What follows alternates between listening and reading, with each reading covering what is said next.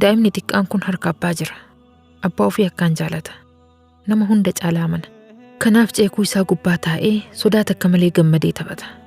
Wanti feetes dhuftu gateetti abbaa ofii irraa akka hin kufne ni beeka. Daa'imni kun eegumsa abbaa isaa parsantii 100 guutuu abdata. Hanga abbaan isaa lubbuun jiru daa'imni kun abdii guutuun gammachuun jiraata. Yoo inni dhukkubsate daddafee fuudhee haakima geessee wal'aansisa. Yoo wanti isa miidhu itti dhufe isa dura bu'ee qoma ofii kennee fi of wareega. Namni tajaajila kana fakkaatu qabu cinqaata akka malee gammachuun jiraata. Yaa abbaa intalaa gaarii, ka Rabbiin tola isaatiin intala gaarii si badhaase. Intalti tee akka daa'imni kun abbaa ofii abdatutti Rabbii gadis si abdatti. Rakkoo isiitti dhufu hundaaf wareegama kafaltee jireenya isii tolchite jettee yaaddi. Osoo balaan fedhes dhufee rakkina keessatti na darbita jetteen shakkitu.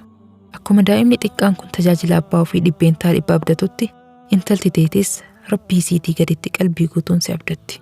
Osoo isiin akkanas si abdattu, nama isiin hin feenetti dirqiin hin kennin. Yoo nama gaarii haala gaariin isii bulfatu argite, gaarumina isaa ibsii fi afaan isiin beektuun amansiisi.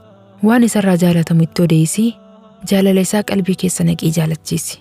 Malee dirqamaan bultii isiin hin feenetti hin dhiibin. Osoo isiin akka daa'imni kun abbaa ofii abdatutti si abdattu, biyya Arabaa deemee hojjedhu mallaqa ergi jetteeni intala tee rakkoo keessatti hin darbin. Osoo isiin akkanatti si abdattu, jireenya isiitiif dantaa dhabdee duniyaa xiqqoo qofa irratti hin hirkatin. Yoo isiin nama diin qabu kan duniyaa hin qabne jaalattee itti heerumuu feete, duniyaa humnaa olii itti qabattee jiruu isiitti gufuun tahin. Yaa abbaa gaarii, ati intala teetiif gaachana ta'uu qabda malee, isii gaachana godhattee qoma isii jalatti hin daheeffatin. Dhaamsi tiyya tanarraa tanuma. Fi amaanillah.